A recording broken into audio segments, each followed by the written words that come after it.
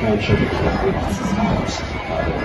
to do with sacred rituals that need to take place that can't be on camera. So our team out there, Samabandla, is of course still there. But aside from the ceremony taking place today, it's still sad that the family has to deal with an issue like an urgent court application that is being made to stop misuzulu as well as ukungena esabayeni.